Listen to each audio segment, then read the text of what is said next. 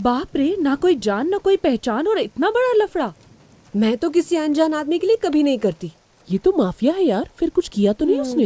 Action तो हो गया, लव स्टोरी कब शुरू होगी? दीदी ने शादी के लिए फोर्स नहीं किया क्या? प्लीज जल्दी बताओ ना, अब तो पूरी कहानी सुन के ही रहेंगे। पहले गर्मा गर्म चाय, उसके बाद लव स्टोरी। 5 चाय प्लीज। कहाँ बिजी हैं गुरुजी? एक बात बताइए, कहीं सच में तो उसकी कुंडली देखने नहीं बैठ गए आप? मैंने उसे वचन दिया था कि उसकी कुंडली को अच्छे से देखूंगा और देखने से ये पता चला कि उसका जीवन तो समस्याओं से भरा है। पूरी कुंडली एक बार देख लूं, फिर उससे बात करूंगा। सबकी चाय खत्म हो गई, आगे क्या हुआ बताओ? काम शुरू किया तो लगा 1 महीने में बंद करना पड़ेगा, लेकिन 2 महीने में ही काम काफी बढ़ गया। उस समय के दौरान कई नए रिश्ते बनाए हमने। क्या रे हीरो, फोटोज देख रहे हो? देखो कितने रिश्तेदार बना लिए मैंने। दादा दादी, बड़े भैया, छोटी बहन, मम्मी पापा। सही कहा, लेकिन इन सब रिश्तों में राम शर्मा सबसे पसंद है मुझे। वो तो होंगे ही ना, तुम फोकट में उनकी बहू जो बन गई हो। मुझे नकली बीवी भी नहीं मानोगे क्या?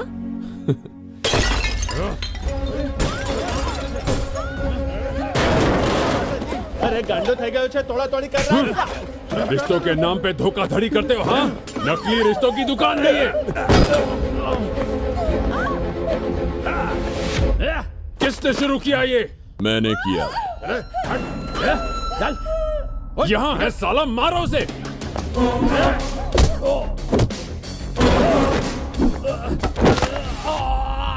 जब ये दमदार खिलाड़ी हड्डियां तोड़ता है तो उसके बाद वो एक्सरे में भी दिखाई नहीं देती।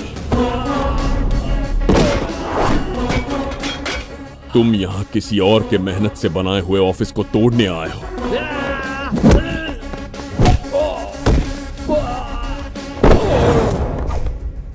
टूटा हुआ फर्नीचर तो मैं खरीद लूंगा, लेकिन तुम शरीर के टुकड़े कहां से लाओगे? शिवा, ये मेरा पोता है, अमेरिका से आया है। ये क्या है बॉस? इतने शरीफ दादाजी का इतना बदतमीज पोता, आखिर मैंने किया क्या है? रिश्तों का ढोंग करके उन्हें बेवकूफ बनाया है, उनकी प्रॉपर्टी को हड़पने के लिए। किस प्रॉपर्टी की बात कर रहे हो? सॉलिड एक्टर हो बॉस, अपनी इस एक्टिंग से उन्हें बेवकूफ बनाना, मुझे नहीं।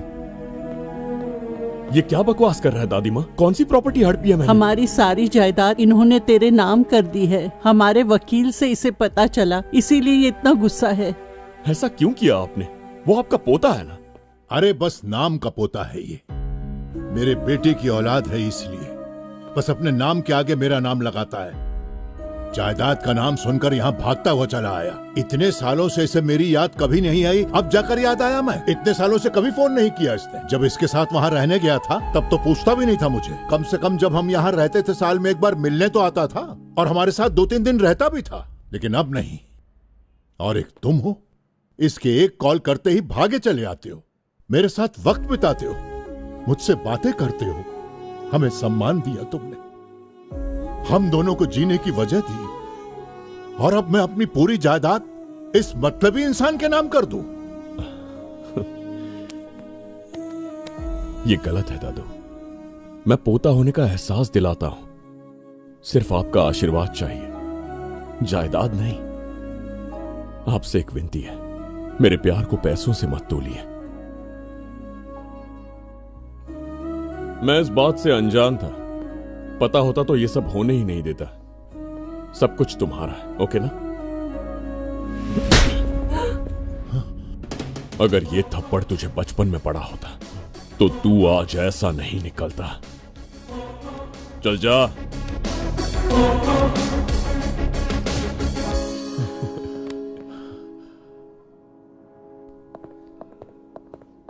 ये एक बहुत ही इंटरेस्टिंग कॉन्सेप्ट है, ये जरूर हिट होगा। Hi guys. Hey hi. What's this video? लगता है काफी इंटरेस्टिंग है। हैदराबाद में कुछ लोगों ने मिलकर all is well startup launch किया है। आपको कोई भी रिलेटिव चाहिए, वो लोग सप्लाई करेंगे। रियली? कुछ लोगों ने तो अपने अनुभवों का वीडियो बनाकर ऑनलाइन अपलोड किया है। सब बकवास है, कोई नकली रिश्तेदार कितनी भी कोशिश कर ले, वो कभी असली नहीं बन सकता। नौटंकी थिएटर के एक्टर्स होंगे, डोंट बिलीव देम, फ्रॉड लोग हैं। मेरा नाम शिवा राव है, बेटे का नाम आदित्य है। वो ऑस्ट्रेलिया में काम करता है। जब जब उसका फोन आता है बहुत सी बातें करते हैं और मन करता है कि उसे मिलूं, लेकिन बदनसीबी से वो हमेशा बिजी होता है। शायद इसीलिए 5 मिनट में फोन काट देता है। इसीलिए मैंने इन लोगों से मदद मांगी। ये तो अंकल है यार। बालू, क्या है? किसी और को शिवा राव का बेटा बना दे यार। बुढ़ा हाथ धोकर पीछे पड़ गया। ऐसा कैसे कर सकते हैं? एक बार कमिट कर दिया ना तो चेंज नहीं कर सकते। अरे असली बेटा थोड़ी हूँ, क्या फर्क पड़ता है। इमोशनल अत्याचार के सारे रिकॉर्ड्स तोड़ दिए उसने। हाय, आ गई मुसीबत।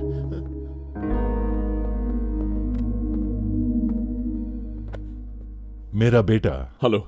हाय।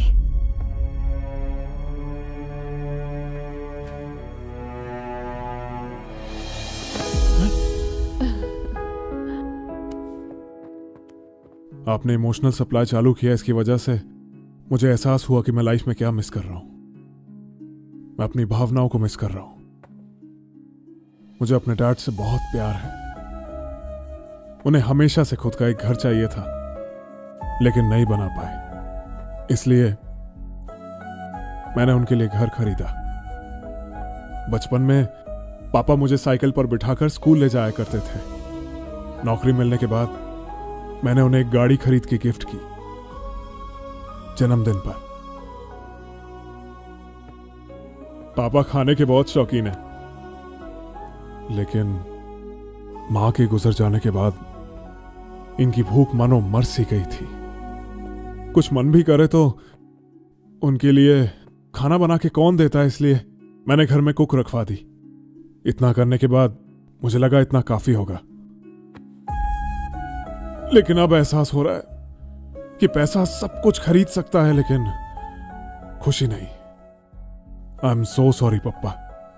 इतनी जरूरी बात मैं इतनी देर से समझ पाया। मुझे माफ कर देना। हे, सॉरी मत बोलो बेटा।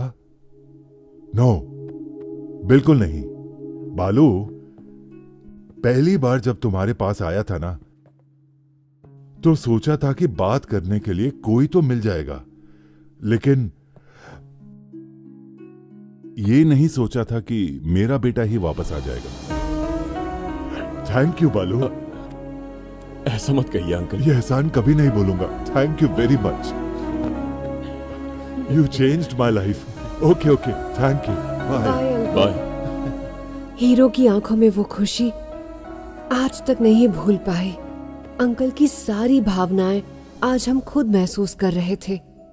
किसी और को खुशी देने से हमें कितना सुकून मिलता है, आज पता चला।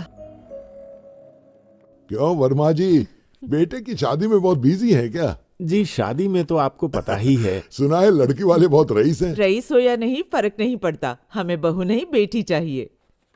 इकलौती बेटी है वो। सारी जायदाद को लूट लेने का प्लान है और यहाँ शरीफ बनने की नौटंकी कर रहे हैं। आप भी ना। अरे रे, आपके विचार सुनकर मेरा दिल तो बल्ले बल्ले हो गया। हाँ, रख लीजिए, मुंह मीठा कीजिए। मीठा खाना छोड़ दिया इन्होंने, ये डाइट पर है। पिछले हफ्ते वो हलवाई की दुकान में 3 प्लेट जलेबियां ठूस गया था ये, और अब डाइट कर रहा है। और क्या हुआ? अरे ये डाइट कब से शुरू कर दिया तुमने? चलती हूँ शारदा, इन्हें शादी के दिन दफ्तर भेज देना, कहीं इनकी वजह से शादी ना टूट जाए। चलिए जी। अजीब लोग हैं, पहले इनविटेशन काट देते हो, बाद में बोलते कि मत आओ। दिल की जहरीली बातें जुबान पर आ गई और तुम यही सब करते रहना। यहाँ देखो, सबकी शादियां होती जा रही हैं और तुम्हारी बिटिया रानी को तो शादी की पड़ी ही नहीं है। जब भी उससे बात करो तो कभी बालू की रट या वो नया रिलेशंस इमोशंस का नया ड्रामा चालू कर देती है।